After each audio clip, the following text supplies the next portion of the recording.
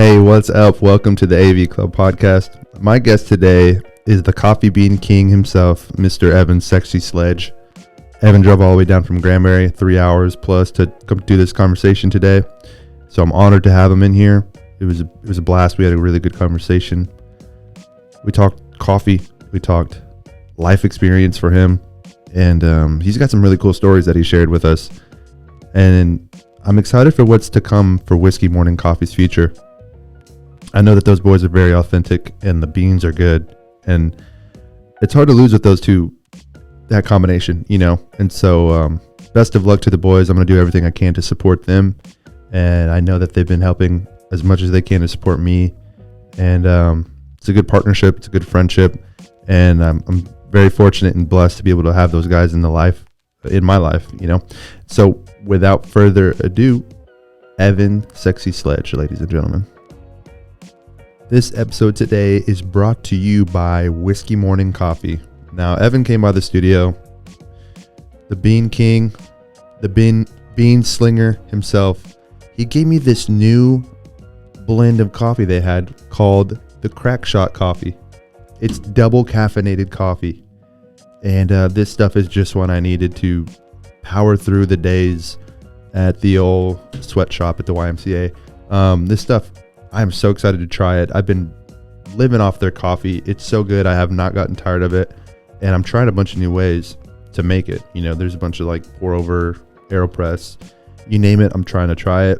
Their coffee's good. I recommend it highly. And their K-Cups are good. We talked about it on the podcast, but the K-Cups are freaking delicious. And it tastes better than a normal K-Cup because it's made with more love. I don't know what they do differently, but they're great. Check them out on their website, whiskeymorningcoffee.com.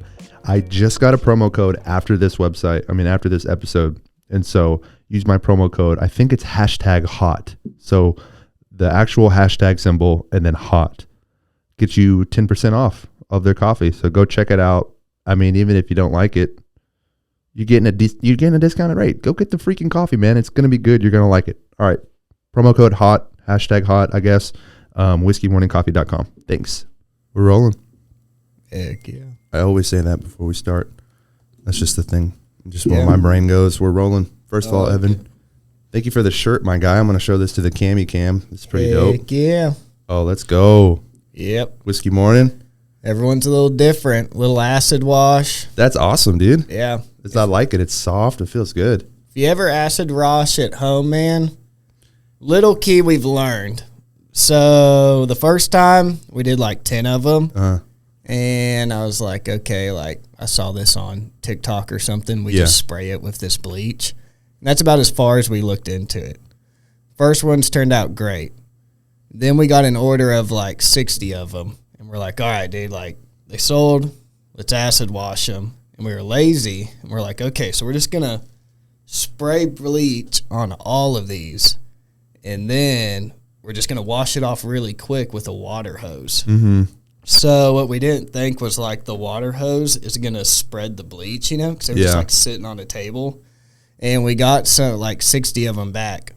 Totally just a bleach shirt. Oh, like not even tie-dye. We're like, dude, what is this? Like, this looks like a Crack Shot shirt. Yeah. Dude, this is freaking cool, though. Yeah. That's awesome. So you just ordered black shirts and bleached them yourselves? Yeah. Bleach them, and then we get them printed. Yeah. From a dude there near Granbury. That's awesome. Met him at a farmer's market, and it was really good work. That's like, great. Super cool guy. He does. Is it a heat press or is it a? Do you know if it's a? It feels like kind of like a heat press type thing. Maybe. Yeah. It's called Domain Apparel. That's cool. Shout out to them. Yeah, dude, he's cool. This is cool, bro. Thank you for this. Of course, man. Appreciate it. We got here, dude. Some freaking. Got the old Crack Shot, baby. Double caffeinated coffee. So that's a brand new coffee. It's actually not even out yet. That's awesome. And it's double caffeine, kind of like a Death Wish. Okay. But we wanted to also make it where it tastes good. Mm-hmm. So we slow roast it for about 45 minutes to get more caffeine in it, and then it also tastes good. It's not like you're drinking mud, you know? Yeah. You're like, damn, I'm caffeined up, but I'm about to throw up. Hell yeah, this tastes horrible. This tastes horrible. You know it's good. Dude, how was the drive down here? Easy greasy, man. Actually, because like we've been trying to get this going for a while, you know. And I was listening to you and Yarb's podcast when I text you.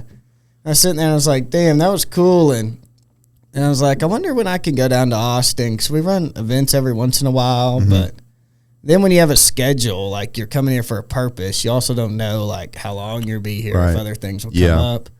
And I was like, I'm off Thursday. Why don't I just drive down Thursday?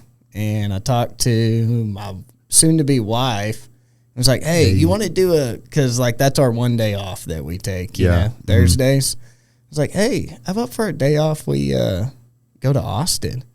And she's like, are you doing a surprise date to Austin with me? And I was like, yeah, it's kind of going to be like that. I was like, I think I'm going to go do a podcast in the morning, and then it's date day for the rest of the day. And it's like 3-hour drive. So I was like, yeah, not bad. It's not any different than going to the other side of Dallas, you know? Yeah, that's true. Are y'all going back same day? Y'all coming back tonight? Yep. So that's I think we're going to do some stuff. Then we're going to hook up with Yarbs and grab dinner with him and Lexi. Grab a workout?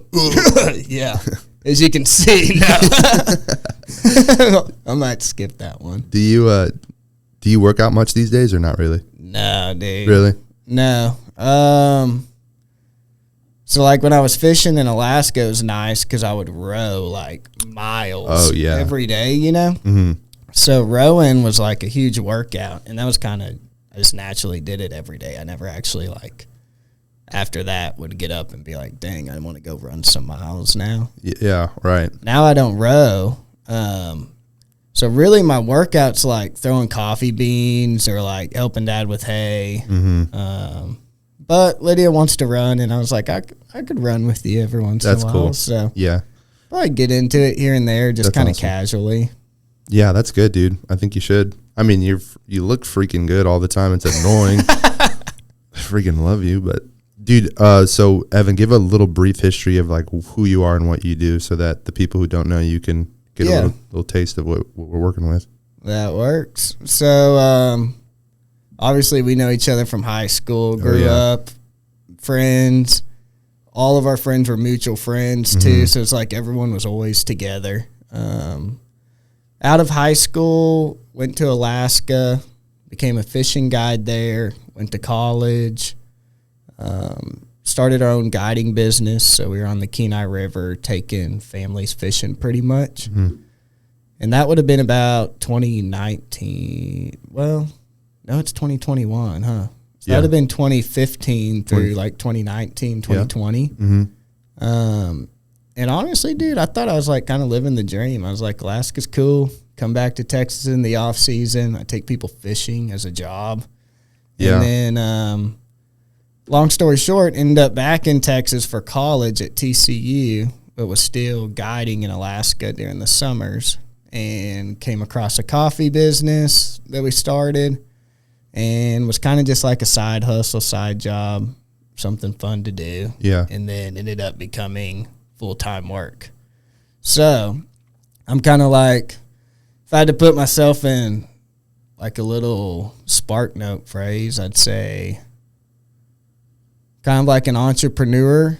And I hate using that word because like, especially like places here in Austin, like people are like, oh dude, he's an entrepreneur. Like, oh yeah, I saw him at a WeWork and that dude didn't take his eyes off the computer for like 4 hours. He was typing so hard. And I I feel like that's the motive for it. Right.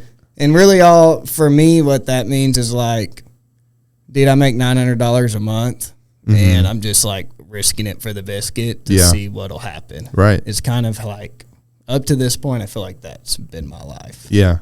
Dude, it has been. As long as I've known you, you've been in some sort of business.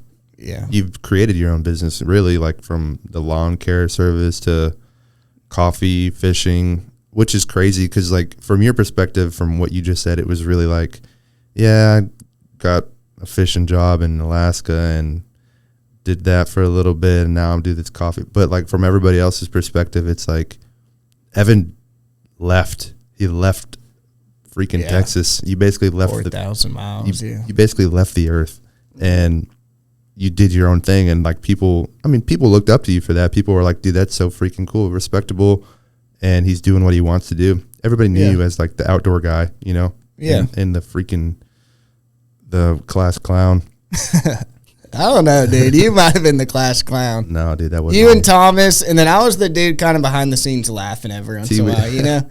Like, y'all would get in trouble, I'd be, like, part of it, but, like, not too in it. I don't even know, dude. I don't remember. Dude, doesn't it seem like forever ago since we graduated? It does. Which is good. But also seems kind of like yesterday to me, too. Yeah.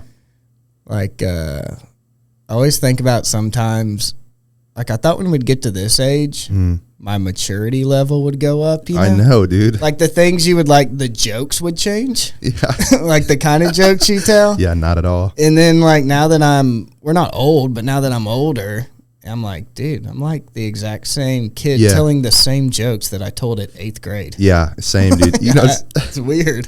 I had the exact same thought yesterday.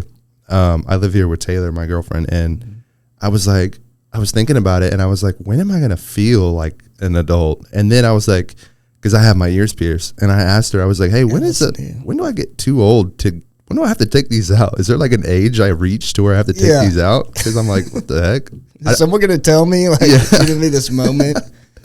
That's so funny. Yeah, that's wild though, bro. But you've always been known as the entrepreneur type, which is awesome. People like admire that a bunch, which I know you, and I know you enough to know that you don't care what people think. Because if you did, you wouldn't have been in Alaska. You know, you wouldn't have been slinging coffee, as you guys like to say. Yeah, slinging them beans. I know, you bean slingers. But yeah, bro, you're an inspiration. Thanks, man. You about to make me tear up. Are you about to kiss? Yeah, I don't know. Maybe. Yeah, I think, you know, it's just one of those things that everyone's got their deal, you know what they are, and there's different influences that create that. And, and I think my family was a big part of that on both sides of what you just said. Like the entrepreneurial, go do your own thing, be a doer, not a watcher. Like, we heard all those things by the time we were 13. Like, I remember my parents, like, I got a lawnmower for Christmas one year, a red Toro push lawnmower at 12 years old. That's awesome. You, like, come out, you know, and everything's on their Christmas tree. And Sarah, my sister's got, like, a huge playhouse and, like, all these toys and stuff. And I've got, like, a freaking lawnmower. And I remember being at that age, and I'm like, what the hell? You know what I mean? Like, mad, kind of. I should have been grateful, mad at the time. And my dad told me, he's like, hey, like, everybody else is about to start getting jobs. They're going to work at Chicken Express and stuff. They're going to make $10 an hour. He was like, with this thing, you can go sell it if you want to. You'll get $400, $500 for it. You can buy whatever you want, or you can use it to make money. And then he was like, you can make your own schedule, and you'll always have a pocket full of money. You can buy whatever you want on your own. And, like, that's just one story of many where there's, like, a seed planted, you know? And then just over time, it was like, okay. And then I went out and started asking neighbors, and they're like, yeah, I'll give you $40 to mow my yard. And making $40 an hour. And then it felt nice. I was like, okay, my friends want to go to Hurricane Harbor. One, I don't have to work today. I can take off. And two, I can pay for it. I don't have to ask my parents for money. That's nice. So it was kind of like all that little stuff that led up to it. And then the other side about, like, being nonchalant about things, like, that's another part of my family. You never talked about money, like how much money you made or what'd you do today. Like, it was never money or anything like that. It was always just smooth. You know what I mean? You never really bragged. You just kind of did your own deal. So I think that definitely had an influence on that side. And you can definitely tell just by knowing your parents. I don't know them very well, but you can tell that from the little interactions you have and encounters you have with them. Yeah, that they're humble, very humble. That's a good way to put it. You know, nonchalant, very humble, and they work hard because your family has you guys called it the farm growing up, but now it's more of like a distillery and also a wedding venue. Yeah, which is pretty insane, and it's a very nice one at that. Nice. Thank you. On both parts of that, and it's freaking awesome because you guys did a lot of that like on your own. Yeah. Of course, the stuff you couldn't do on your own, you got people to help you with, but like you guys did that on your own. You guys even built your own coffee shack, right? Yeah, dude. Yeah, freaking savages, man. Which is crazy because trust me, man. Like, if you talk to any of the other guys, Mm-hmm. when it comes to building stuff, I've got, like, this great, like, picture. Mm-hmm. I'm like, dude, we're going to build this awesome bar. We're going to build a coffee shack. And then, like, me with tools, nothing comes out right. Like, it looks like crap or it'll fall immediately. Wow. So then, like, TJ and, like, some of the other guys, that's where they, like, do good at. They're like, yeah, we had the idea, let's build a coffee shack. And then TJ's like, okay, here's how you build something. And then he went in and, like, built it. Yeah. And I was more like the guy that was like, hey, I need more screws. Or, like, go to Home Depot, we need this. And I'm like, all right, I'll be back. That's awesome, bro. Yeah. I don't know TJ that well, but he's a good guy. He seems like a freaking handy man. He is, dude. He's really good at handling any issue at all. It don't matter what the issue is, if it's personal, business. He's really good at figuring out a way to fix it, get it done. That's awesome. That's just nice. That's the kind of person you want to work with and honestly be friends with. Yeah, for sure. You need those people in your life and in your circle. Yeah, because there's things that come up like in our life, and we're like, dude, I don't know how to handle this. Like, this is kind of a lot going on in my life right now. It's kind of nice to have someone with that mentality that's like, yeah, well, have you thought about this? You're like, okay, yeah, that's probably the easiest way to get through this. Yeah, man, you seem to have a great team, not only like chemistry wise. Of course, you guys are like best friends and business partners, which can be a little rough, I'm sure, at times, but is also probably one of the best ways to do it because you know them so well. Like, your chemistry is so good with these guys. And also, you guys all think similar, but you have your differences, and those are the strong points in each of your lives that make you, like, cohesive as a team. Yeah. It's nice. It's cool to see. You guys are all freaking hilarious, and you're all wild men, but at the end of the day, you work hard, and you get it done, and now you're slinging beans full time. Yeah, dude, it's cool, and we're starting this whole. This is kind of like a little plug, but we're starting this whole Whiskey Morning 2.0 is what we're calling it. A lot of people are gonna think it's like new coffee and stuff, but really, what it is just like a whole new way of branding ourselves and being authentic. Yeah. So we started thinking, like, what's our brand? What's the meat and potatoes in us outside of coffee. Yeah. It's like, you can get coffee anywhere. And we, like, did so much data stuff and this and that and, like, crazy things. And then finally Garrett Becker was like, well, why don't we just ask our customers who buy our coffee why they buy our coffee? So I'm like, yeah, that's a great idea. So we started asking them, and nearly every person was like, it's good coffee. But that wasn't their first answer. Right. The first thing they said is, we like y'all, and it's a startup, and we want to help out. And we're like, well, if that's why people are buying our coffee, why is all of our media this kind of stuff and not showing what it's like as a startup? Yeah. And being real. Have a reality TV show of the good and the bads. Because we do have a lot of good and bads. Yeah. And, like, working with your best friends, there's its advantages and disadvantages. Really, it's really, really, really tough. If I had to say anything for anyone who's going to business with their best friends and family, would probably even be harder.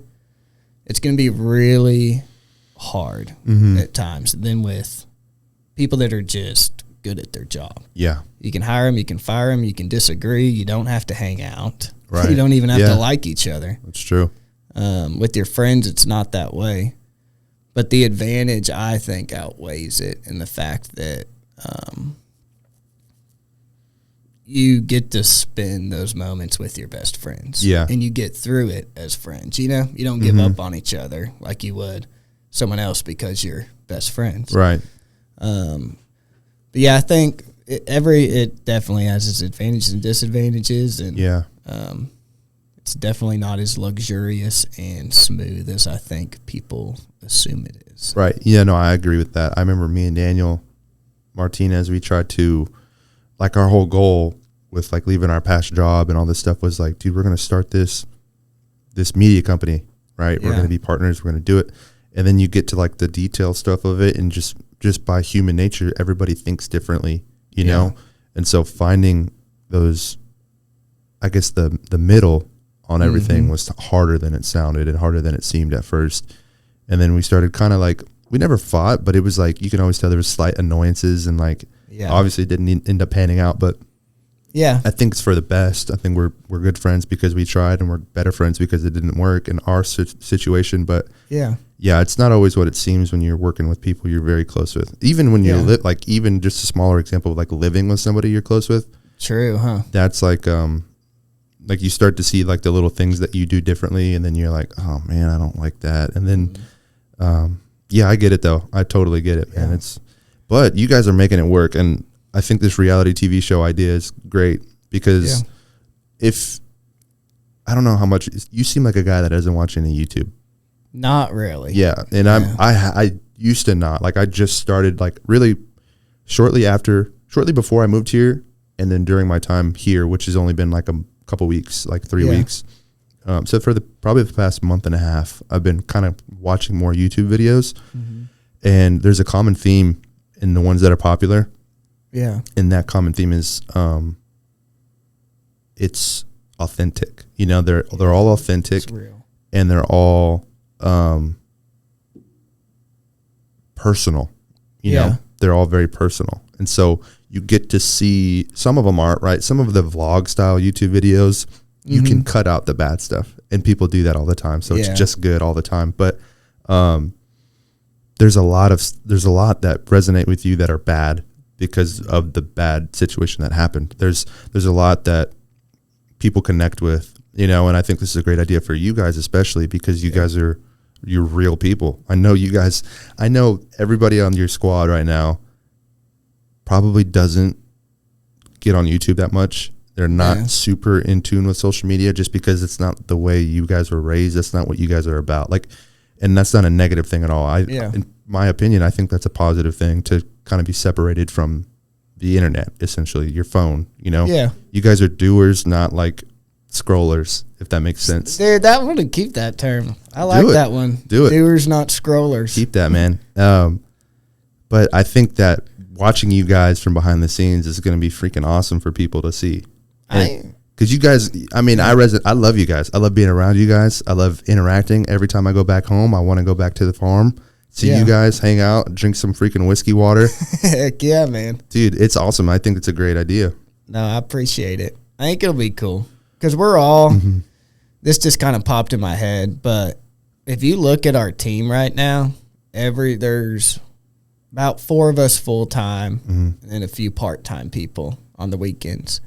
And every single person is a great person, but we're all, including myself, like C- players in the world, like in what people would say is the standard of like an A, B player, you know, go to college, get this grade, get this job, have this house, have this car. Like a stereotype. Yeah, the stereotype. All of us are about C-. I mean, you got me, who didn't get in the business school at TCU and didn't get a job after school. You got dudes who flunked out of school, and then you got kids who never went to school.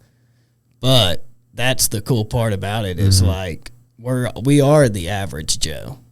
Like, you don't have to be super smart to go to college or have like a lot of money. Like, we started it with $360, and I think that'll be the fun part of it is it's not.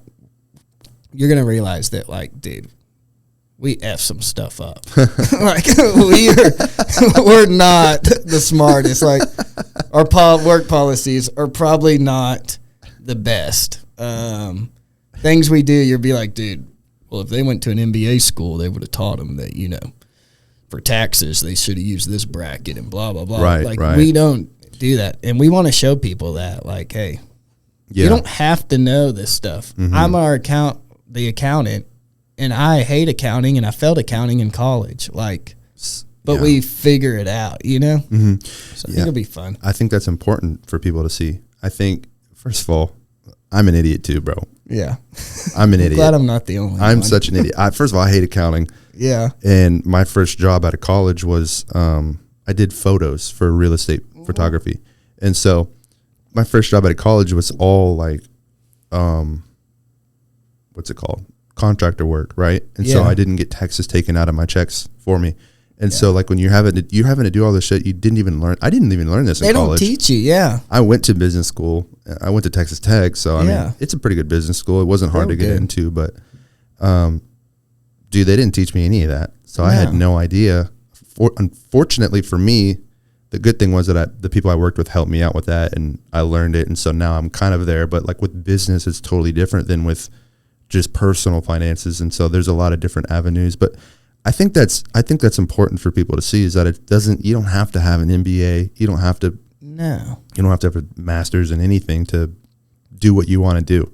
Yeah. And that's part of why I do this too, it's because I want to do it. I don't care. Like dude, it's just me and you in this room right now. I don't have people setting up the lights or the cameras and stuff. It's like, my first before I got this thing, like this is just like help, right? Mm-hmm. It's not going to do the work for me. It's not going to do what I still have to do. I still have to stay up late and edit this and, do all this stuff, but get things ready. Exactly. Yeah. It's like, that's what I love about it, is that you guys are real people, and you guys are, the only thing is who's going to do like, are you guys going to alternate with like holding the camera or stuff like that? Yes. Yeah.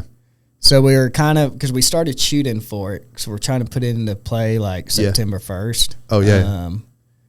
And we had no idea how big of a job filming is. Mm-hmm. So like there'll be like beautiful scenes, like crazy stuff happens, Like I drive all the way to Houston, have to deliver this coffee to Whiskey Charlie's liquor store. Has to be barcoded. Didn't barcode any of it. Dang it. You know what I mean? And then you drive all the way back from Houston to Granbury, Texas, to drive back to Houston to put barcodes on stuff. Mm. And then I forgot to record it all because you just don't think about it. And I'm like, that's a problem. Like people could relate to that. That's like an insight on the inside. Dude, it's hard. So I know how to work a camera a decent amount. Yeah. It's so hard for me to do that too. I want to start a vlog series as well. Mm-hmm. Kind of with this and just live, just to stay creative and stay doing stuff. Yeah. And dude, it's so hard to keep the camera rolling because it's not it's not even my priority, if I'm being honest. Like, it's hard to make it a priority because it's like, it's a nuisance almost, like it bothers you, it gets in the way, and you're like, oh, I'm worrying about the barcodes right now. I don't want to worry about the camera and the barcodes. You just don't think about it. Yeah. But there's this guy I follow on social media. He's actually, his book is right there. If you see underneath that red one. Yeah. Do you mind if I grab it? Yeah, grab it, bro. His name is Nick Bear. Yeah. I don't know if you've ever heard of him or not, but no, I've never heard of him. So he has a company called Bear Performance Nutrition, and they're a local fitness supplement company. I heard your podcast about him. Yeah. You talked about it. He was it's cool. I'm reading that book right now. I just started it, but at the beginning it talks kind of about how he got started and stuff. And recently on his social medias, he's been releasing like his first videos that he tried to make, his vlog style videos, and they're horrible. Like he's good at speaking in front of the camera now, but it's still, you can tell that there's a camera in front of him. Yeah. It's never like flowing like smoothly. It's like, okay, this is what we're going to, like, he knows the camera's on him, so he talks as if the camera's on him. Yeah. And so it's inspirational though, because he started off making vlogs on his own and they were not good. Yeah. And he released them because they were not good. And he's trying to do something similar to what you're doing and resonate with people and telling them it's like, it's okay to start off and be bad at it. Even if it's your guys' cameras and like you're not getting the best footage, you just do the most with it and then you release it anyways. And then you're going to get better as the process goes on. And which is, I'm also learning that with the podcast and with my own personal vlog and everything. I think. No, you've been a huge help in it. Because, like, I've reached out to you about the podcast stuff, the platform. Where do you download it? Yeah. Cameras.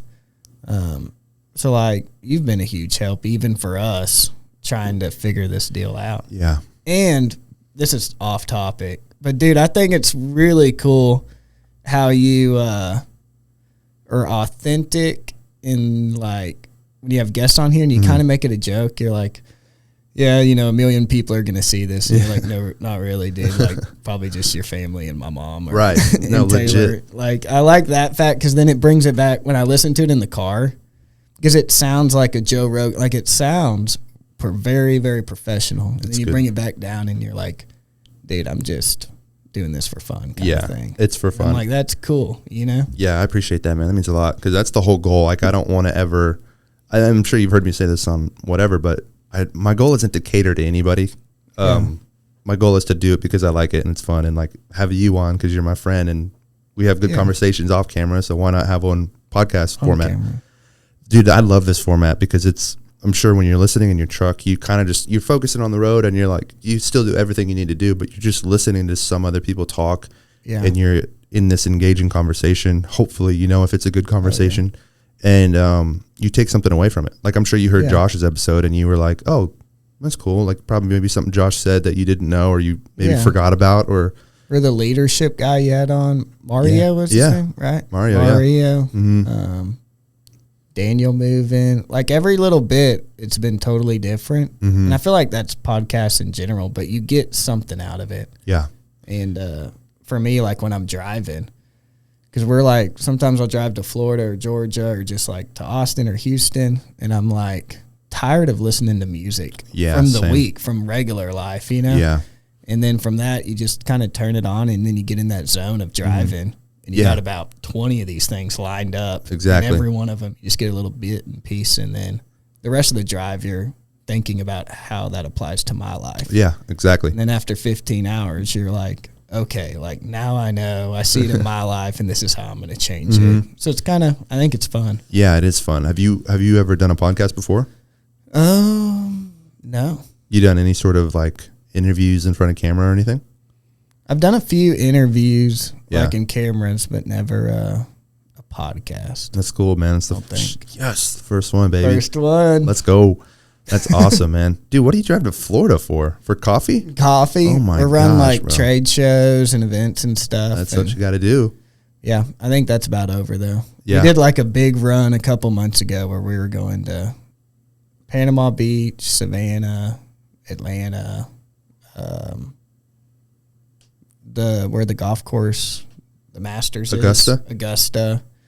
And it was cool. Like it was definitely an experience, but then we started looking at like time and effort and payoff, and we're like, Texas is a big state.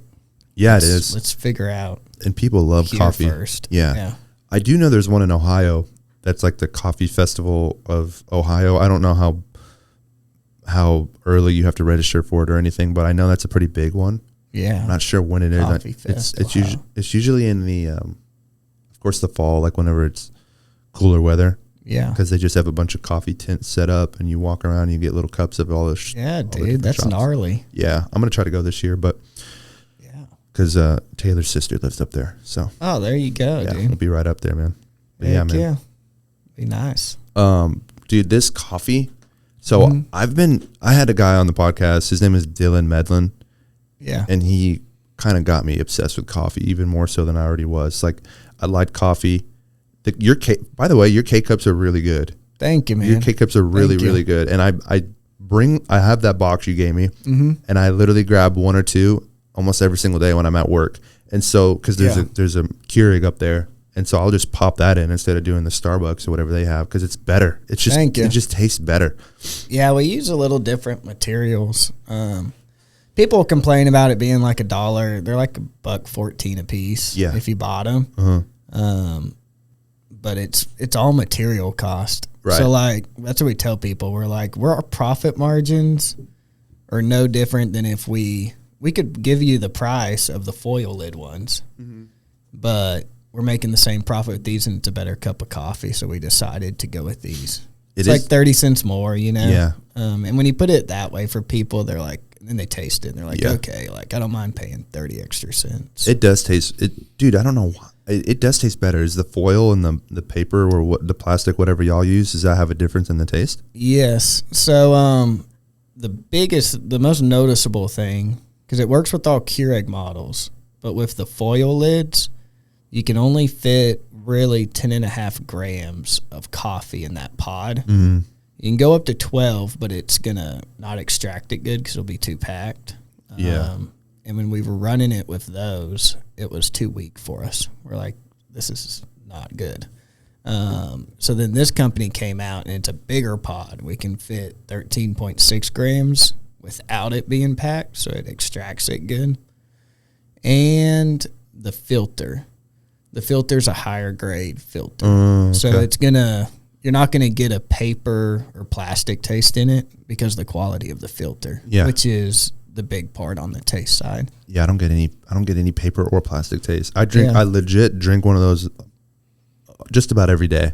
Me too, dude. And I'm a coffee guy, and when I tell coffee shops this and stuff, they're like, "Oh, did you do a pour over today?"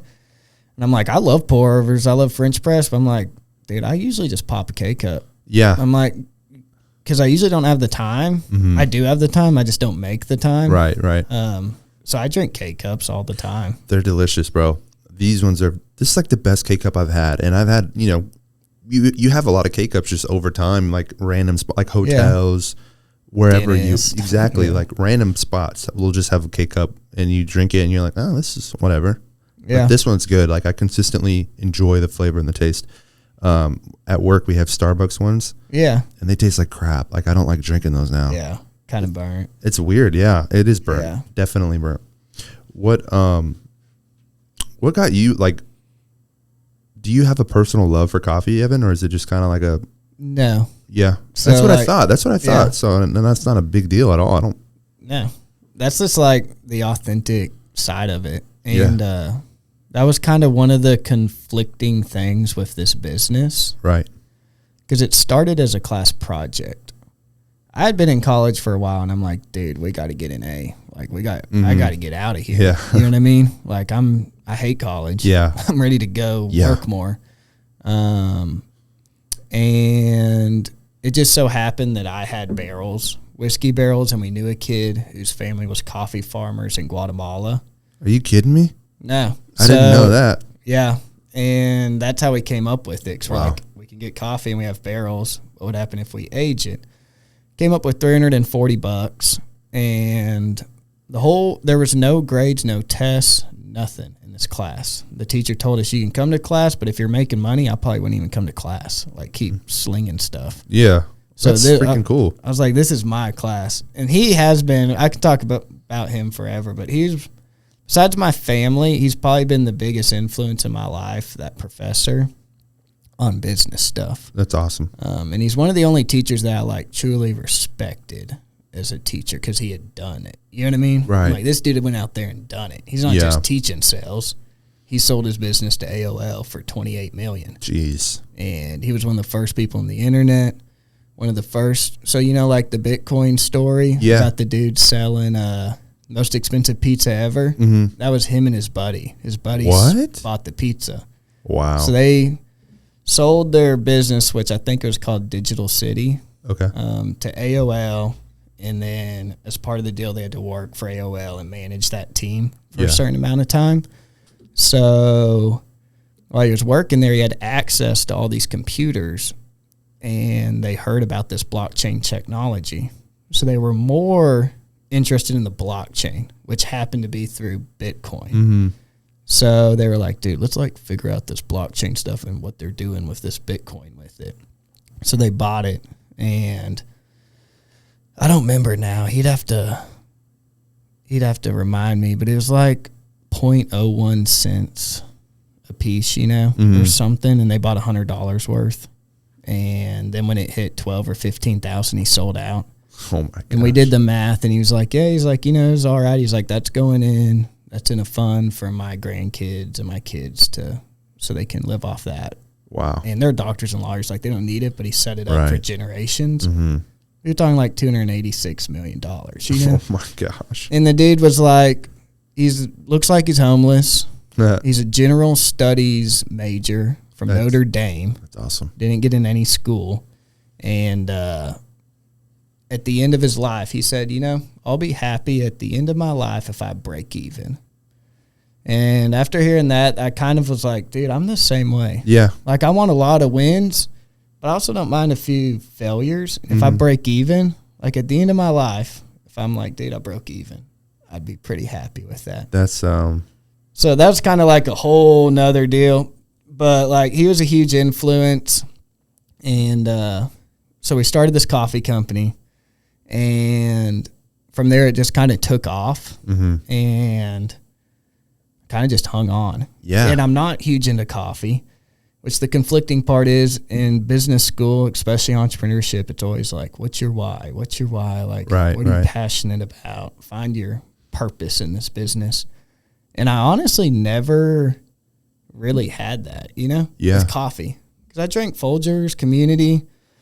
My family don't drink, they drink just regular coffee, Same. you know. Yeah, same An here. old coffee pot. Sometimes it's in there from like earlier in the day and they throw it in the microwave, heat it up. Like, Yeah, dude. we grew up around that atmosphere.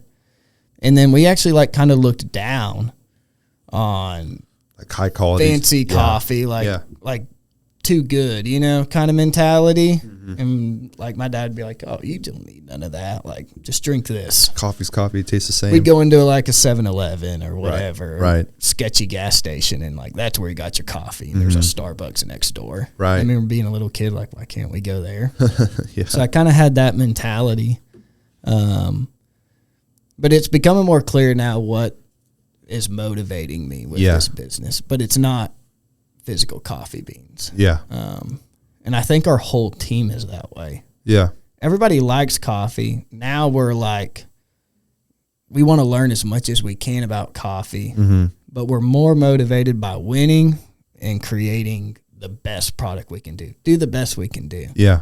So it's kind of, it's non-traditional. It's probably not the story that a lot of people have with their businesses. Which is cool. I think that's unique. It makes you guys unique, you know? Yeah. I know a lot of, when you think of a coffee person, you think of like a stereotypical person who hangs out at a coffee shop, is always trying different drinks and making their own blend. But your coffee is really good. And none of you guys are like that. None of you guys are nerds. Yeah. And honestly, dude, like that's probably why it is the way it is.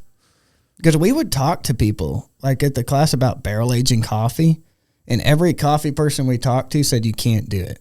Yeah. Smoking coffee beans. We were up here in Austin at like a coffee deal, and people were talking about new things they're doing, and we're like, yeah, man, we're going to cold smoke coffee beans. So we thought it was cool as shit. And people, they're like, that's a disrespect to coffee. Like, you can't do that because of the bean. You need only to get the real flavor of the bean. Right. And then we just left there, like, kind of beat down. Like, damn, dude, like, we're disrespecting coffee somehow. Yeah. Like, we don't want to piss people off. And then we're like, dude, who cares what they think? There's a lot of people out there like us who don't know the coffee rules, who like smoked stuff. So let's smoke the coffee beans. Right. Like, yeah, who I cares? agree. So not being an expert and not knowing the rules probably has led to a lot of the part why our coffee is different, tastes different. 100%. You guys are kind of like barrier breakers, you know? Yeah. You're breaking down barriers in coffee that normally wouldn't be broken because of I guess you could say it's because of the lack of knowledge, right? Exactly. The lack of knowledge and like just the willingness to try new things makes your coffee different and unique. It is good, bro. I like it. And even that guy, that Dylan guy, he's into the good coffees and like the crazy, like he doesn't get too expensive with the beans, but he gets more expensive with like the methods of how he makes it. Yeah, brewing it. But he liked yours, and I gave him some of the espresso, and I gave him some of the average Joe, and he liked them both. I think he's almost done with both the bags. Gnarly. Yeah, man. It was freaking cool. I was like, dang, that's awesome. Yeah. Like, I like it. It is cool.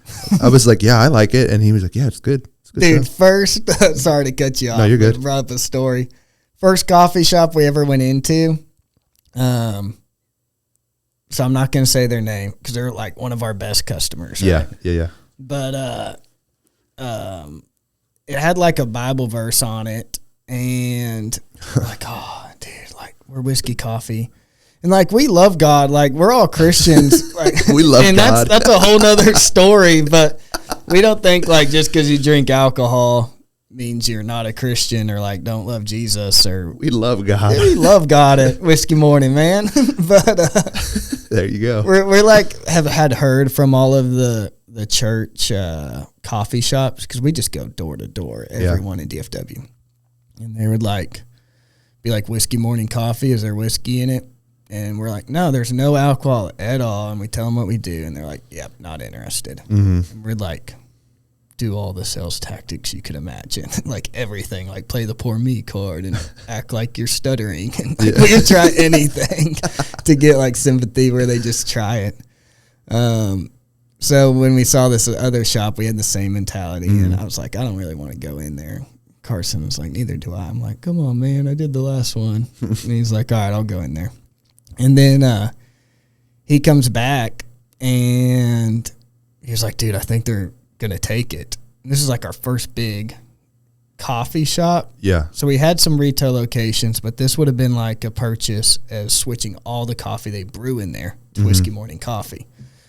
So I'm like, yeah, whatever. Because if you're a sales dude, don't believe anything a sales guy says, because he's going to say, oh, this one's totally landed. I got this. It's done. Yeah. Like, close it, put the money in the account, and it won't happen. Right. And that's just like the fun part about sales. There's a lot of ups and downs. So I have that in my head. We go back for the second meeting, and they're like, we want it in all of it, everything. Cold brew, drip, espresso, specialty, bags. So it's like kind of like we have a coffee shop, you know? But we don't have to run it. And we're like, dude, this is crazy. And we get back in the car, and we're super excited. And then Carson looks at me, he's like, dude, do you think they just have no idea what they're doing? And I like look at him like, I don't think so. Like, you know what I mean? Because no one had ever trusted us. Yeah. So we're like, maybe they don't know what they're doing. Like, that's so funny. So that was kind of cool. And that kind of like gave us the confidence to, because then their sales went way up at the coffee shop. That's they started awesome. telling us about that. We're like, dude, we do have good coffee, even for the coffee snobs, you know? Yeah. So we should walk in these shops and we can talk to them and be confident. So that was like a cool milestone, I reckon. That's awesome, bro. How many coffee shops are you guys in?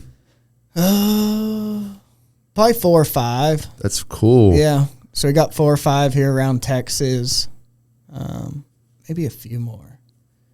Retail's been a totally different deal too. That it's hard. There's so many like different things you have to do on a daily basis. Yeah. And there's so many ways to sell if you have a product. And every product will be different, but like for our product, there's so many places you can sell. And you're optimistic about everything, so everything seems like a good idea. Yeah. So you're like, okay, Black Rifle did it this way. Look at how many online orders and subscriptions they get. Yeah. We're going all online, baby. And then you're just like all in it, you know? And you're like, well, the problem is we don't have media. We got to post funny shit all the time, like more media. And then you're like, well, maybe they're not finding us on Google. More articles, like don't even proofread it, Carson. Just write articles that people will search on Google. And like you just get on these little things, you know? Yeah. And over like, I guess we've been in business 3 years, then it becomes more clear. But it takes like a year or two, and then you can kind of like do all the different areas that you were all focused on for like 4 months. Yeah. Trying to figure out. And you just do it kind of more slowly. And then you narrow it down. Retail's kind of just now coming back in the last 2 months. So we had that was our first thing, was a heavy get coffee shops because it's big orders and we needed money. And we found out it's a lot harder than we thought. Yeah. And it's now coming back full circle to where we have a better idea how to do that. And now it's a lot more efficient. But it's also not 40 hours a week for us now. It's like Carson does it 10 hours a week. Right. You know? Yeah. So yeah, there's season, there's waves. That makes a lot of sense. Yeah. That's you good. Figure it out, and yeah. Has there been any what I'm sure there has been, so what has been a surprise to you from the beginning of this journey to now? Like just in the whole deal? Yeah, the whole thing. How when your back's against the wall, how much more you can do and how much better you can be. Yeah. And you don't realize it. So the reason I'm saying that, the story I'm thinking of is we were all working in Alaska, May, June, July, come back mid-August. So what we would do is we'd run this coffee as a side deal, but we'd go full time the rest of the months. And then we'd kind of shut it down in March, April, because we knew we were about to leave in May. So we would have people here to like help us, but one, we couldn't really pay them. Right. And two, like, we're not here if there's any issues. So we didn't want to have too much business in case, because we're in Alaska and Montana. We're pretty far off. Yeah. So we would tone it down, but then we'd come back and we'd be like all in 100%. And we thought that'd be pretty healthy. And we're like, dude, once we get to a certain number, we're going to drop Alaska and we're do this full time, but it's got to pay the bills, you know? And met a dude. What got us off that plan, thinking wise, is I met a dude. He owns or runs a fund in Dallas called Plutus 21. Really cool. If you're like into investment, check him out. It's all like alternative investments. Mm-hmm. So like us younger kids, it's like Bitcoin and stuff. But instead of investing in Bitcoin, he's investing in the blockchain behind it. Okay. So blockchain companies and stuff. That's interesting. And his whole theory is like sell the picks and axes for the gold rush. Don't be the dude looking for the gold. That guy, whoever sold picks and shovels, you know, that's made a lot of money at the gold rush. Yeah. And the dudes who went there looking for gold, some of them became rich, a lot of them didn't. Mm-hmm. So that's his whole theory behind this blockchain Bitcoin stuff. That's pretty cool. But he was talking to me, and I was telling him kind of like what we were doing, and he's like, man, have you ever seen Batman? And I was like, yeah, but it's been a long time. He's like, well, there's this one scene, and I guess they're like in a cave. All you Batman people are calling, like, he's never seen Batman. That's not right. But to my understanding, they're in this cave and they're hanging upside down. And yeah, I don't like this guy anymore. So they're like in this cave, and like Batman has to get out, mm-hmm. and it's like really, really hard, and he can't get out, and he has this rope around him, you know, so if he falls, he doesn't die. And there's this old man down in the hole. And he said, this is impossible. Nobody could ever get out of this. And he said, yeah, there's been one person do it. And he is like, well, how did he? He's like, it's impossible. There's no way. How did he do it? And he was like, he didn't have a rope on him. He cut the rope. And then Batman cut the rope, and he climbed out of it. Because then you know, if you fall, you're going to die. Mm-hmm. And with us working in Alaska, we knew that if the coffee failed, we're all right. We still work in Alaska. Like, we're still going to make rent. And that's when it changed with me. I was like, if we want this to work and we want to stay here in Texas and raise our family in Texas and not live this God life for the next 50 years, we got to go all in. And to put it in perspective, dude, it would have been 3 full-time employees, and we were making like, in August, because Carson looked it up last week, we made $900 that whole month. Mm. The whole month. Yeah. Sales from everything, $900. And we're trying to pay rent. Like, we're not living in our parents' house. Right. And for 3 people. So we were just like, dude, let's send it. So I had already booked like a full season in Alaska for the following year. So I just started giving people their money back, saying we're done. Like, we might be back another time, but we're not guiding this season. Mm-hmm. Carson quit everything. He'd be a good dude to talk to. That dude was like cleaning bed sheets to become a guide in Montana, living in his car. So he had made it. You know what I mean? Yeah. Like, he had gotten every day booked with Anderson and Platt. Mm. As a guide, he had made it in Montana, and we decided to do this. And he's like, dude, like, this is hard. Like, I was cleaning bed sheets at nights, working at McDonald's and stuff during the day, trying to make enough money to then go talk to these guides and get my in to be a fishing guide. Yeah. He's like, I'm just going to quit it. And I was like, dude, if you want some of this, yeah, that's what we're doing. And yeah. He's like, I'm doing it. He was like, this is the only time in my life. This is an opportunity. And he's like, it's hard, so I know it's probably what I need to do. Yeah. So he quit it. I like that. And we just kind of sent it. And then if you look, that would have been August. Mm-hmm. And then you fast forward to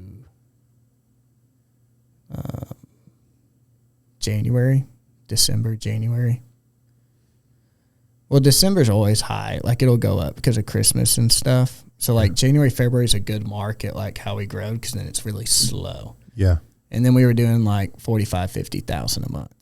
And it's like we were doing $400, $600, and the only thing we changed, we didn't add any money to the business. We didn't have investors come on. Nothing. All that changed is we knew we had to make money or the whole business was gone, and we're not going to pay rent, and we're going to have to move back in with our parents, and we're going to look like losers. So that's all that changed. Yeah. And I think that's blew all of our minds. Yeah. Because we knew it would grow, but we didn't know we were capable of doing that. Yeah. We thought, let's all live together if we have to. Let's try and grow about 200% every year.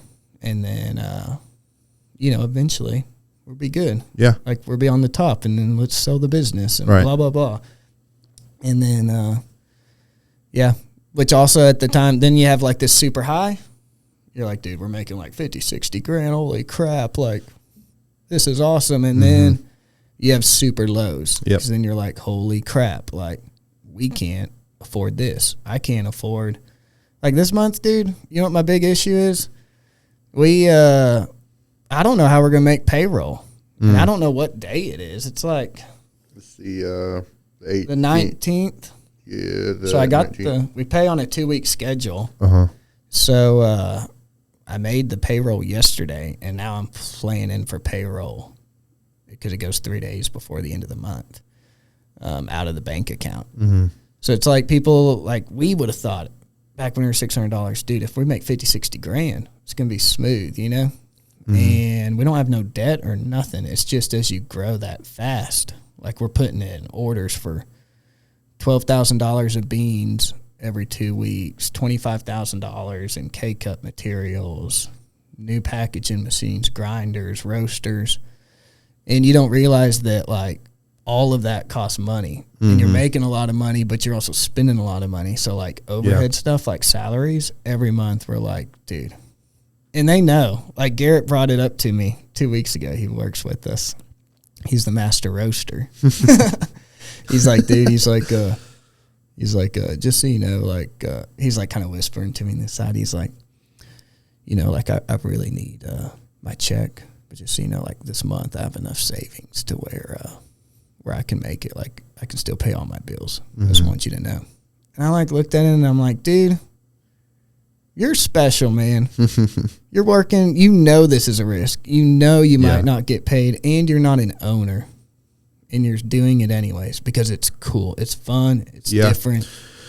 And I told him, I said, man, the first person who ain't going to get paid is me. And then we'll go down the ladder. I said, you're get paid because we're make it happen. If we have to sell our grinder, like we're make sure that you get paid. Yeah. But I think that's the coolest part about it is when we thought the high was the high, a month later, the low's the low. Yeah. And then next month, the high is going to be the biggest high ever. Yep. And that has been the funnest part of the journey so far. Man, that's freaking awesome, man. That's so crazy. And that's really good insight on, I guess, what it's like to be a business owner. Yeah. That's awesome. Wow. Dude, that whole story you just told was like, I was just lost. I was just so focused. It's a lot. I'm rambling too. So if you're like, dude, that was good, dude. Keep it focused. That was awesome. I'm not even kidding. That was awesome. I love, gosh, dude, there's just something about raw passion like that, raw like grit when your back is against the wall. And you were talking about that Batman scene, and I was like, I don't know what you're talking about. Where the hell's this going? I've seen Batman before. I don't remember this, but I do remember exactly what you're talking about. It was like the character Bane. Yeah. Will you explain the story too? Because I need to know it. Because I give this example and I really don't remember this. So essentially, I think, I don't remember it all either, but like Batman gets captured somehow. And so he's in this prison that's in a hole. It's like in this gigantic hole, right? Okay. It's underground.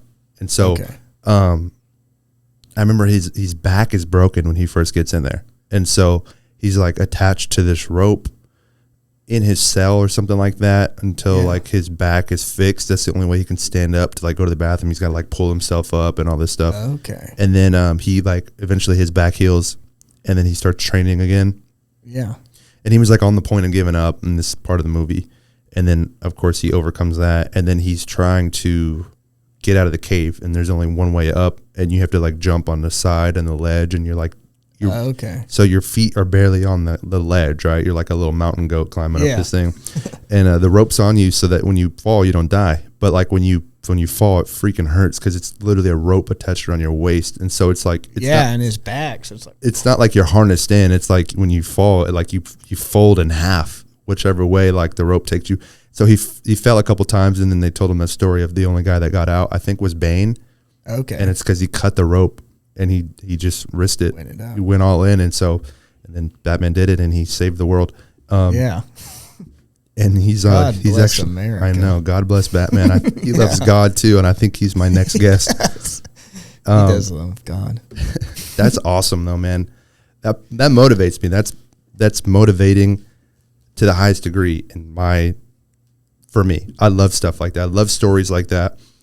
And those are that's why I listen to podcasts, if I'm being honest, is to hear stories like that. And not is it like, I don't listen to stories like that to get inspired, but it does inspire you just naturally. Yeah. That's inspirational, especially you're talking about Carson cleaning bed sheets and all that. I'm going to have him on here and talk to him, but he has a real cool story. I love that, man. And that makes me want to drink whiskey morning coffee even more so. Well, I think it's cool too. Like, it's inspiring also saying it. Mm-hmm. Like, you can speak stuff into existence, Mm-hmm. Kind of like back on the God deal. That's like a religious view I look at. But I'm like, if you say you can do this, you can do it. And some people say it's like the harmony in the atmosphere or whatever. And I'm like, I think it's a God thing. But I'm like, I believe that I can do whatever I want, Yeah. I might not be the best at it, but I'm going to try really hard. Yeah. And then see what happens. And I think, like, when people start looking, people can find inspiration in their own life. Yeah. And they don't, and a lot of people, I don't think, realize it. Because a lot of us, including myself, are our biggest critics. Mm-hmm. And we're hard on ourselves, and we're not proud of ourselves a lot of times. So it's easy just to be like, damn, like, I'm not good enough, or this or that, or I've never started a business, or I didn't make it to D1 athletics, or I didn't get into college, or whatever it might be. And then you listen to podcasts, and it does motivate you, Yeah. But I think it also is healthy because we do this at work. We do it once a week. Is we find somebody and we tell them something that we're proud about that we did. Mm-hmm. So talk about yourself. Oh yeah, dude, I did this. And it was really scary because I've never gone into a cigar lounge and I don't know the lingo. And I walked in and met this dude named Roy, and I got an account, and it was really cool because it was my first sale ever. Yeah. And the person hearing it might be motivated, might be not. I mean, if they're a salesperson and done a lot of cigar sales, they're probably not going to be super motivated. Mm-hmm. But you're going to be motivated. Yeah. Because it's just like giving yourself appreciation. You know, we all want accepted and be appreciated, and I don't think enough we get on a podcast and talk about it. Like, people listening, find someone you love or a stranger, whoever, and tell them something that you're proud of yourself for, Yeah, that's awesome. It'll motivate you. I'm bad at that too, man. I'm so bad at that. Whenever I'm so critical of myself. Yeah. And the littlest things, it's so frustrating sometimes, and then you look back or you talk to somebody about it and they're like, dude, you're doing great. Like, what are you being an idiot for? I also think though that there's some health to that. Mm-hmm. I think there's health to both sides of it, right? There is health to giving yourself props and a pat on the back. Yeah. There's also a health to the critical aspect you have of yourself, because it forces you to work harder. It makes you work harder, to become better, And if you guys weren't critical of yourselves in Whiskey Morning Coffee and the bean roasting and all the little details that go into it, you probably wouldn't be as successful as you are now, For sure. I think of it kind of like you're a basketball dude. You watch the Last Dance Michael Jordan video? Yeah. So the way that guy, Michael Jordan. Show some respect. Yeah. He was super hard on those dudes to the point where they all hated him, his teammates. But he also was the hardest person on himself. Right. He expected perfection from himself first, and then he wanted perfection from the rest of the team. Mm-hmm. And they hated him because of it, but they also said we never would have won a championship without it. Yeah. And I think in my life, we've kind of like, it is that way. Mm-hmm. And it starts from top down, and our company's kind of been built that way. And I don't know for us if that's an advantage or disadvantage. We might have been way too critical on ourselves, you know? Yeah. But we also wanted to sell out for multi-million dollars in 5 years. Like, that was the goal. Mm-hmm. So the way to get there is we've got to be perfect. Yeah. We can't not be perfect if this is the goal. And this whole Whiskey Morning 2.0 with this media and being real is kind of us, because we all talked about it. We're like, dude, what if we sell in 8 years? What if we sell out in 10 years? And we have more fun doing it. Yeah. Like, we're still perfect. We're still going to give it our all, but it's not do or die. It's not like you're carrying as much pressure. Yeah. So we're kind of we are changing our dynamics a little bit. So we're going to loosen up a little. We're going to give it all our all, try to be perfect. Mm-hmm. But dude, like, if it don't work out, who cares? Like, it's all good, man. I think at the end of the day, you guys are winning already because you're doing what you want to do. You're making your own hours, your own schedule. You're selling your own product. You're living a great life right now, regardless of, you know, if you're in a high or in a low point. I think the freedom and the autonomy you guys have by becoming your own bosses is a win in itself. Although you guys want way more than that. I know you do. And it's like, don't stop just because you're, you know, but I agree, man. I think that's awesome. I think just from personal experience, the number one thing I would recommend when it comes to any sort of like video or camera or whatever you're trying to do, it doesn't even have to be video or anything, but consistency, bro. Consistent. That is like the king in media. It's the king in growth and in success. You have to be consistent. You have everything. You do good at that, huh? I try to, man. It's the hardest thing. It's because I know myself, and for example, food, right? Yeah. I try to eat pretty strict. You know, it's not like chicken and rice every day, but I do try to stay away from all the bad stuff, you know? Yeah. And I'm extremely hard because if I slip up and I'm not consistent with it, I go on a rampage. I'm like a freaking shark when it smells blood, dude. I won't stop, dude. If I eat like a piece of like a donut, let's say, for example, if I have a donut at church on Sunday, I'll have 3 donuts at church on Sunday, and that'll lead to me having like the rest of my day being bad meals, you know? Yeah. So the consistency with it keeps me accountable for myself, really. Like, regardless of if it brings in more listeners down the road, that's cool, whatever. But I have to do it for myself. If I slip 1 week and I'm like, I don't have a guest, whatever, I'll just pass this week. It'll just keep happening. It'll be easier. It'll open the door for more slip ups in the future, you know? Dude, how is that? Because I've been wondering that, like, for you getting guests, how hard do you have to work? Because I feel like it'd be really hard, so especially starting out. It's starting out was, I was optimistic, so it was cool, right? I had like people like, if you've noticed, like all the guests I've had so far, people I've known. There's only been I think 2 or 3 that I haven't known. Yeah, which isn't a bad thing, but it is tough, man, because I work a part-time job. I'm like, for 5 hours of my day are not mine. That's how I think of it. I'm like, for 5 hours of the day, really like prime hours of the day, like to do anything, like it's not my own time. It's not yours. And so I'm like, I have the mornings, I have the evenings, and I have the weekends to try to get somebody. And so it's really hard when people don't respond, or when you're kind of lost on a guest, or like sometimes it's like that fear thing of like, should I ask this person? Mm-hmm. Do I want to bother them? Like, I know they have to make the trip out here or something like that. And it's like, it's been pretty tough some weeks.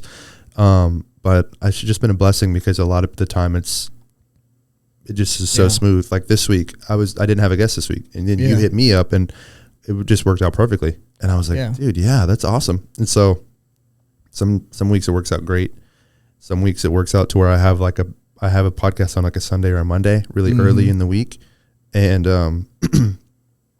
it's really early in the week, so I can edit it and schedule it to be released on Friday. Yeah. And then that gives me time for the rest the current week, the same week, to schedule somebody for next week, you know? Gotcha. So it gives me more time. But like on a week like this, where I'm like, it's Thursday, I got to release this tomorrow. Yeah. And then I got to worry about finding another guest for the weekend. And then it's like the turnaround is really quick, essentially. Yeah. So to answer your question, it's tough, but it just seems to work out. I don't have any episodes stacked up, which is like, people normally are like, it's kind of cool too. It's like kind of cool, makes it a little bit more fun to the time it's released. Yeah, it is relevant, and it's sometimes if I have it stacked up, it's no more than 2 weeks, 3 weeks. You know, like that's like I think 3 weeks is the most I've ever had, and so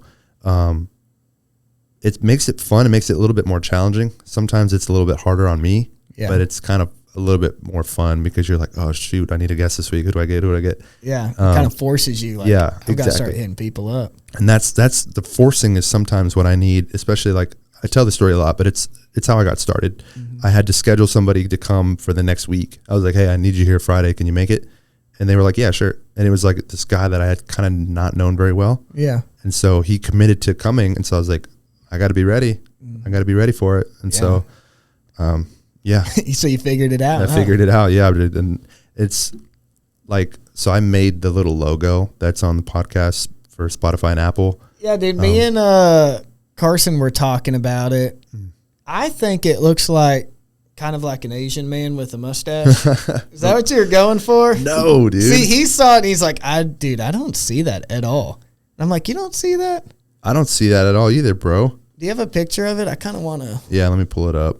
Maybe I'm just. I don't remember. This? Is that what you're talking about? Yeah, now it's kind of harder. Do you have it like on Shopify? What it looks like? Is that what it looks like? Like that? I don't know what you mean. On Spotify. Spotify, yeah, not Shopify. Let me look. Maybe it's just on my phone. Maybe it's just me. Y'all don't understand. So the whole point, I got this made for my media business, right? Yeah. And originally it says this, and then underneath it says media. Okay. But I took out the media part. It's supposed to be an AV, right? And the little side parts are there to make it look like a crown. It was supposed to look like a crown. Oh, dude. So look at it from this view. Like the cover, you know? Like, see it? When you have the square around it, I see like a face. Like especially like specifically an Asian dude with a little mustache. I'm not gonna lie to you, I still don't see it, but well, people watching, I guess. I'll let Via know if it's just me or if like let me know what you think. I'll have to change my name. No, I like it. I'm gonna have to change my whole name. Change my logo. Yeah, because the triangle's a nose, and then the little line going across is like a mustache, and then this is his chin, the bottom V. And then his neck, like on the podcast cover, the gold triangles underneath it is his neck. Huh. I love it. Good job. Love it. Thank you. That's exactly what I was going for. Yeah. No, it's supposed to be an AV with a crown and like in the shape of a crown, but it didn't really work out that well. I went on Fiverr. I don't know if you've ever heard of Fiverr. Love Fiverr, dude. They're good, but this guy wasn't the best.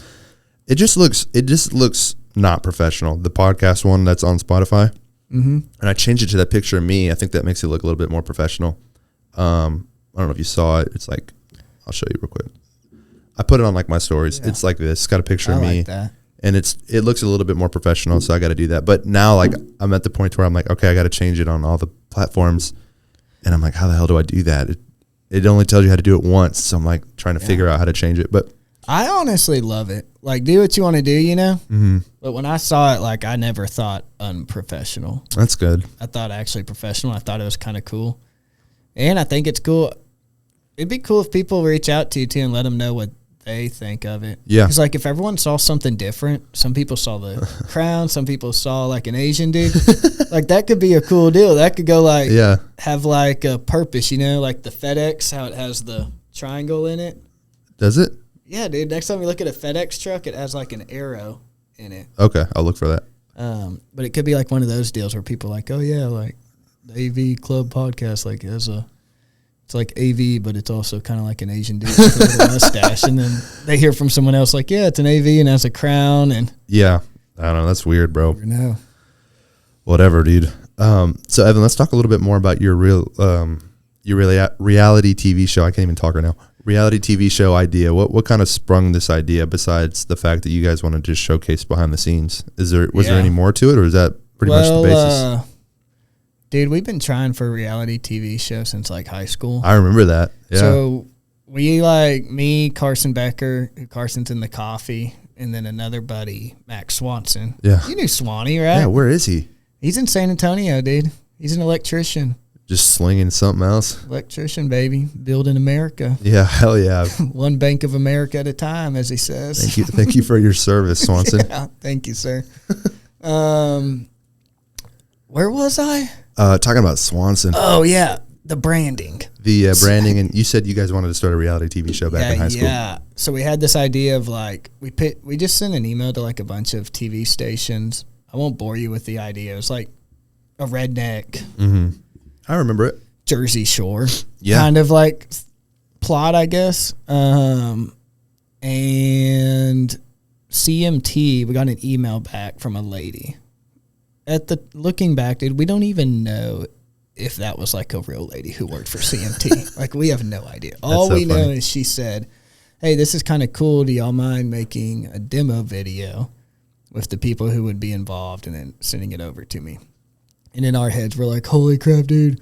We're getting a reality TV show. We don't have to go to college. And they weren't even going to college. We're like, dude, like, I could quit my job that I hate and like all this stuff. So we're like sitting around the fire drinking some Teddy Brewskis. And we're like, hey, how should we do this demo video? Like, how should we start it? It's got to have a hook there at the start, you know?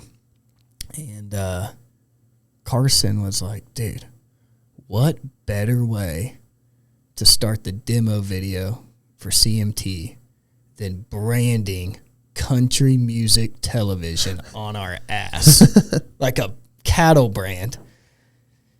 Now, when I tell that story, people are like, oh, yeah, that would have been a crazy idea. But, dude, we loved it. We're like, oh, my God, dude. Like, that's the idea. You got it. Like, good job. And we, like, get a clothes hanger, and we make a CMT with the clothes hanger. And then we all just look at this little thing. We're like, this is what somebody in New York would do. Like, we're from Texas. We got to make a real brand. So then we go down in the barn, and we weld like a literal cattle brand. We bend the metal, everything, weld it all up, put a huge handle on it. And this brand, man, was like, that big. Dang. It was like it was, for you listeners, to put in perspective, it was so big that for your butt cheek, like, you would have to roll it to fit the whole thing. Like, you couldn't just press it. Yeah. Like, it was so big, you had to roll it across it. Oh, jeez. So, I want to go first because I didn't want to see what it did to everyone. Yeah. So, long story short, I get branded. Everybody else gets branded. I'm still in high school, so, like, I had to go to class, and, like, it hurt bad. And everyone else was back at home, and then, like, me and Carson talked, like, dude, we got to go to the doctor. Yeah. So we go to the doctor, and pretty much they, like, made us wear tampons in our pants for, like, a month, and then gave us this cream and stuff. Yeah. And we never got the reality TV show. But that's where the seed was started. Yeah. We're like, okay. Right. That's where the love for reality TV comes in. And I have proof of it. I branded it on me. But you have a scar? No, it actually went away. Oh, nice. That's good. Went away about 4 years later. So it's probably about time for another one. Yeah. We have a goal at Whiskey Morning, and if we get it, then we're going to brand or tattoo. We haven't decided. Stay wiry on our butt or somewhere. So I might have another one here at some time. Yeah. But that happened, and then fast forward 5 years later, and we were one of the finalists. No one knows this, but we were one of the finalists for Shark Tank, the TV show. No way. Yeah. So that was a huge high. Yeah. Here comes another high and low story. Huge high. I'm at Fuzzy's Taco Shop in Granbury. We do happy hour Tuesdays at work, play disc golf and stuff at the farm. and then we go usually to Fuzzy's and eat tacos and margaritas. And we're out there. And I just get a random call from, like, I want to say L.A. I know it's California. And I answer it, and they're, like, talking. I'm, like, in Fuzzy's, you know? Mm-hmm. She says this is blah, blah, blah, blah with Shark Tank, ABC, or Disney. She didn't say ABC, Disney. And I'm like, what? And I just think it's some kind of telemarketer. And then she keeps saying, I'm like, oh. So I, like, go outside, and she says, hey, do you have time to talk? And long story short, these are a bunch of long story shorts, but she was like, y'all are one of the finalists. Your application has made it through the rounds. I'm your advisor. Went through all this stuff with us. Yeah. And then there was like another round that we had to do. And I'm talking, dude, you do so much paperwork. If you're ever thinking about getting on Shark Tank, like if you actually make it to the third round or second round, they run background checks, like serious background checks on everyone, anyone involved in it. Credit scores. What the hell? And it's probably about 30 sheets, if I had to remember right. Each one of us had to fill out about 30 sheets, not including then you have a whole business sheet of like 20 sheets talking about the business.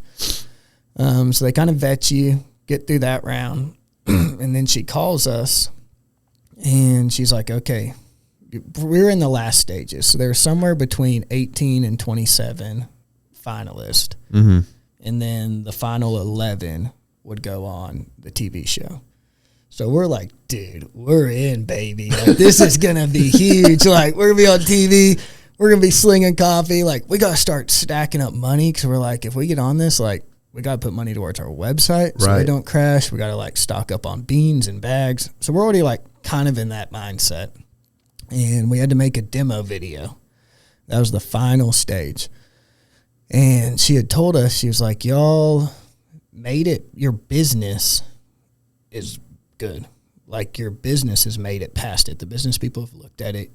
You're in on the business side. Now, she represented us, and she took it to the producers, which is Disney. Yeah.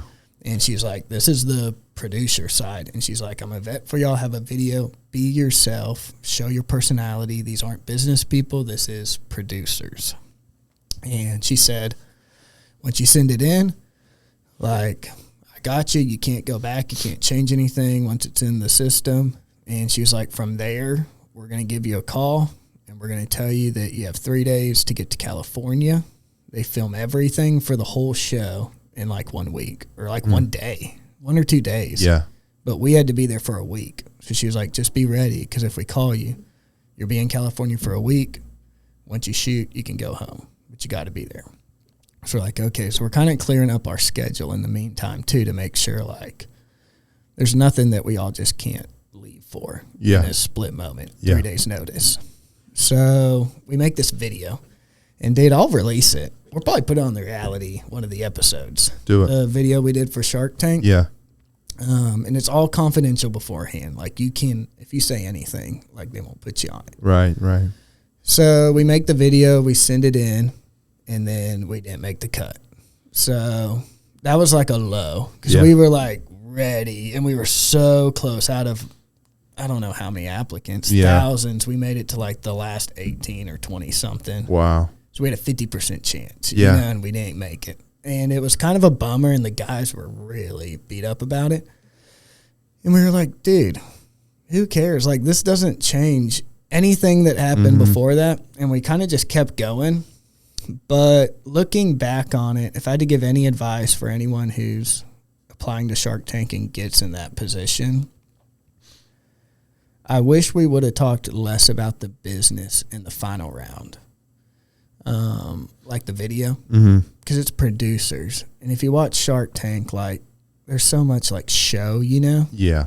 And if I went back and looked at it, I was like, because I just thought people do this stupid stuff, you know, like the acts and things and wear things just to be silly. But I never thought about that's the producer side. Right. The producers are making them do that. Yeah. And then the business side is everything else, you know?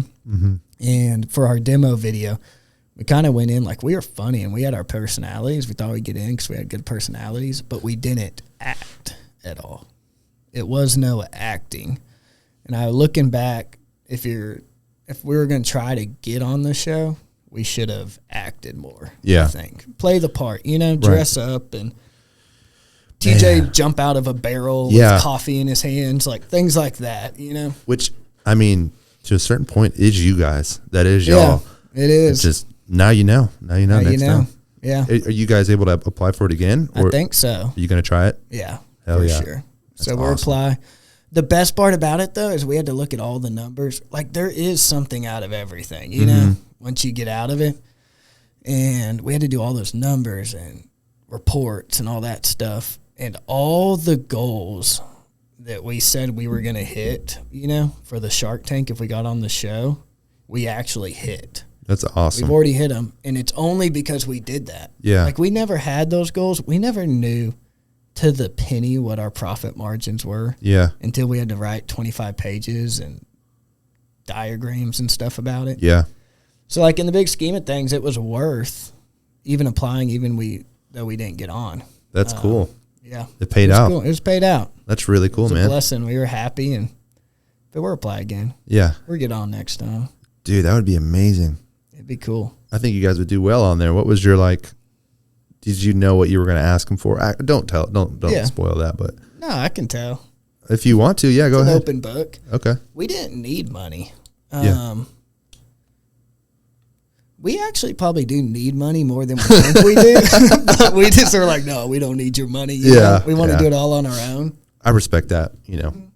I like that. So our plan was, the lady I told our advisor that, and she was like, hey, just put something on there and make it really beneficial for the investors.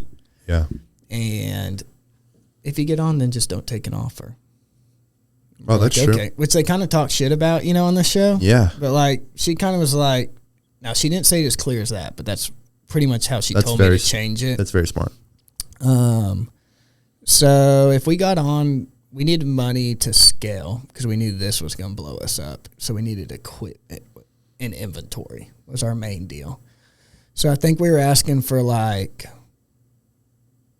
20% for $50,000.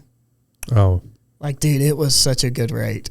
Because we were just trying to get on the show, in the meantime, we just kept saying, what would we take? Nothing. We would never do that. Yeah. And, as we started thinking we were going to get on, we started kind of bouncing around the idea.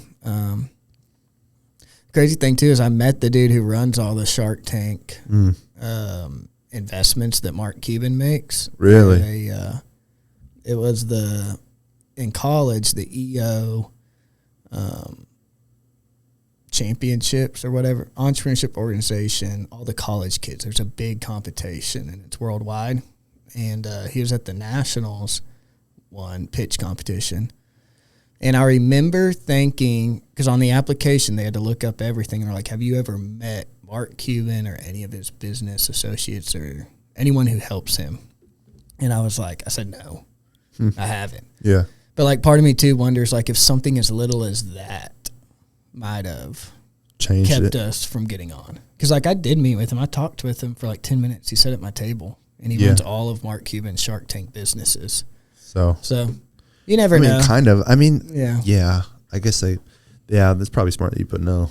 Yeah, because I feel like this is a question to weave people out. Yeah. And I'm he didn't help me at all. Yeah, I just talked. Yeah.